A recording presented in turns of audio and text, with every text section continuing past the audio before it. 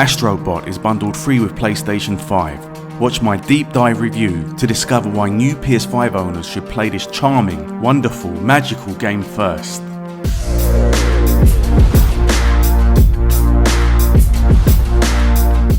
PlayStation 5 is different. Emboldened by the PlayStation CEO's mantra that the firm believes in generations, it has pushed to innovate with its new console and included with it the brand new DualSense controller that features two new technologies to increase game immersion. To introduce them to the player, Sony's Tokyo-based studio, Team Asobi, has produced a technical showcase, Astro's Playroom, that comes pre-installed on every PS5. As it happens, it's more than just a tech demo. It's a wonderful game that creatively celebrates the best of PlayStation history. The excitement for next-gen games delineation from what has gone before has been eroded this year with cross-gen games available for old and new consoles. It's a necessary measure of the console manufacturers' need to not squander their user bases. In Sony's case, that's a considerable 110 million plus players on PS4 that it doesn't want to lose. And with Demon's Souls, essentially a remake of the PS3 forebear, Astro's Playroom stands out as a PS5 console exclusive in the truest sense. It's a cute 3D platforming adventure. You play as the eponymous Astro Bot as he, I assume, explores 4 bright and colourful worlds, each with 4 levels, picking up gold coins and other collectibles. Team Asobi, led by creative and studio director Nicolas Doucet, seem to have been using the Nintendo playbook on good 3D world design, as there is such polish in detail with the right sound effects that enhance the mood. The oral reward for opening a treasure chest is particularly reminiscent of Zelda.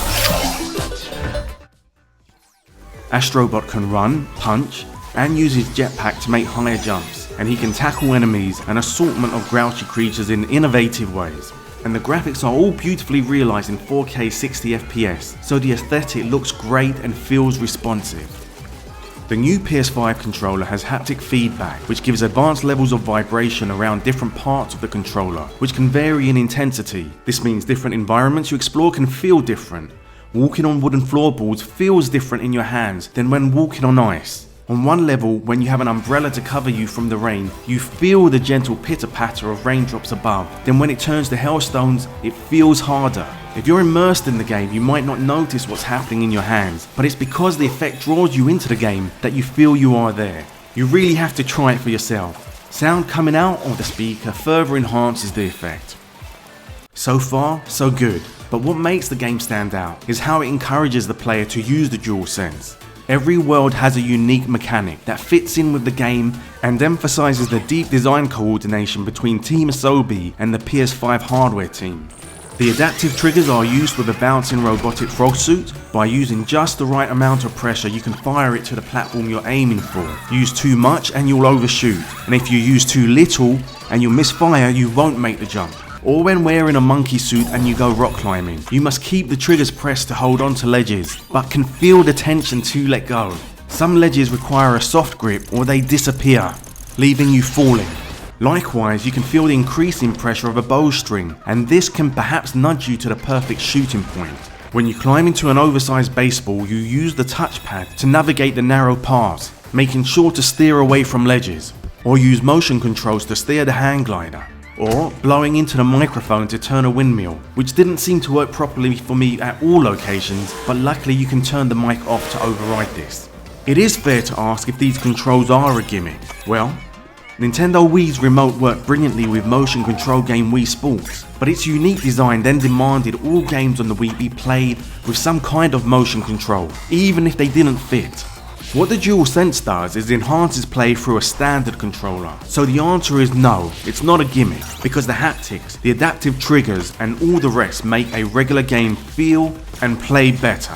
Games from third-party publishers may not support the DualSense if it means extra development work for them, but Astro Bot's Playroom does a compelling job in showing off to the player how well it can work, and so developers can be inspired with how they can utilize it to improve their own games. Whilst you are playing, the difficulty level is never too taxing. When you consider the audience, this is a family game in the very best sense in that it appeals to all. Scattered around the world in the background are other Astro Bots, engaged in various activities. On the opening level, Bot Beach, a bright holiday locale. Some are fanning themselves in the hot sun, some are swimming, some participating in an exercise class. There is even one bot hiding while staring at a female bot who's holding a flower and picking the leaves off. It alludes to a secret crush or love story. So, I went over and smacked them both. But it is one of many little details that give the game a rich charm and reminds me of the earlier pre-talkie LEGO games and how the figures communicated so much character without uttering a word. And when you leave Astro Bot alone for too long, he looks around and notices you and waves like a toddler who spies their parent watching over them at the play center. Soon after I started the game for the first time, I noticed something. The PlayStation shapes, triangle, circle, cross and square, are everywhere. These visual motifs of the PlayStation branding are lathered on everything. They are flowers, they are blades of grass, they are sandcastles, they are clouds. And when you see the shapes are in the raindrops that hit puddles, it's then you realise that you're fully immersed in the PlayStation ecosystem. On your game journey, you see some bots dressed in costumes. They're reenacting iconic moments from games in PlayStation history to make Gacha vending machine style dioramas. Some are obvious like Kratos and Son, some less so, but when you recognise the callouts you feel clever with yourself, at least I did. Your journey through the game is also a nostalgic journey through PlayStation's 25-year legacy.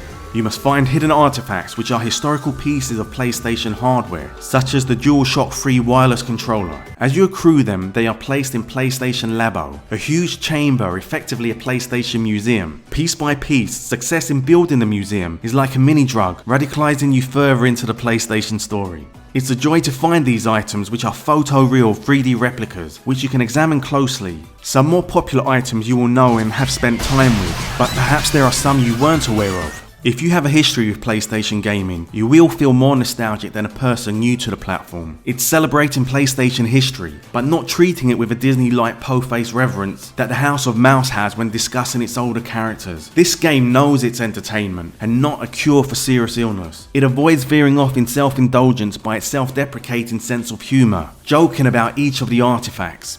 The shapes, the Astro Bots, the callouts to classic games, Labo, and all the hub worlds are in fact the personification of PlayStation, inside the brain and inside the heart. The whole experience is enhanced by the wonderful and perfectly suited music that harkens back to another time. Synthwave pop belts out in the background, accentuating the mood of each level. An upbeat breezy summer tune plays in cooling springs to welcome you into the holiday vibe. Enter the CPU Plaza Hub at the start of a game session, and there's a big bombastic welcome, complete with choir, that orally tells you you're at the start of something special. The almost forgotten genre of blue sky music in gaming made me feel nostalgic for another time and another era. The tech-infused track SSD plays as you explore SSD Speedway. It has a futuristic trippy vibe that also celebrates the pivotal new features of the PS5, super fast SSD storage. The song fits the levels, but it's also boasting about the hardware. Best of all is GPU Jungle. Whilst you play through it, you first hear a giant graphics processor unit with a face spitting out an also catchy song.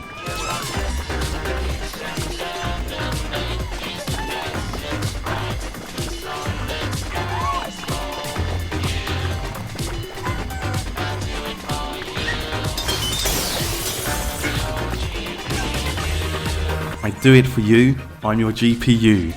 These are the lyrics of a love song, maybe an unrequited love, from the PlayStation GPU to the player. It's unusual, but it makes perfect sense, echoing the sentiment from the PS4 international marketing campaign for the players. Maybe this is the PlayStation, this is the people behind the corporation telling us they create worlds for the player like you and I to enjoy.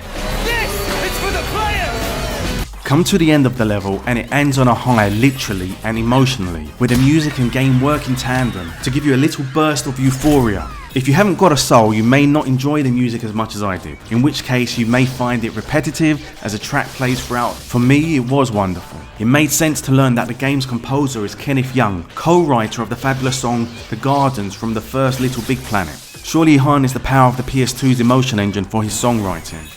There's an innocence to it all, and it reminds me of summer holidays and Christmas holidays all rolled into one. On a late night, I was coming close to the climax of my playthrough. I was loaded up with my accessories, wearing my Pulse headphones. I had the camera installed, I had the whole kit. Then suddenly the game went a bit meta, in a way that is best described as magical, and it had me laughing with joy. Forget code appraisals of mechanics. Sure, you can criticize it for not being deep enough or not long enough, or for not having puzzles that are clever enough, but that can all be excused by the fact that it is such a trip to play. It takes you to new worlds, literally, that are a delight to look around and explore. Astro Bot was born out of wanting to demonstrate new technology, but its well thought out design, polish and blending of easy gameplay and nostalgia make it come together in a way that makes the whole greater than the sum of its parts. It's been masterfully done. I've just finished playing and I'm stunned at what a feel-good, fun, utterly innocent experience it's been. Just lovely. In a challenging year that has depleted most people's hope levels, this game and its music have given me some welcome and wonderful moments of joy. It's a triumphant celebration of the PlayStation success story for Sony and the player. Astro Bot's Playroom serves as the perfect introduction to the new controller, the new console, and the new generation. It's the warmest, fuzziest feeling, kind-spirited welcome to the PlayStation 5. More tantalizing, it ends with the promise of what's going to come in the generation ahead. If you enjoyed this as much as I did making it, hit like, share it with friends, and subscribe for more great content.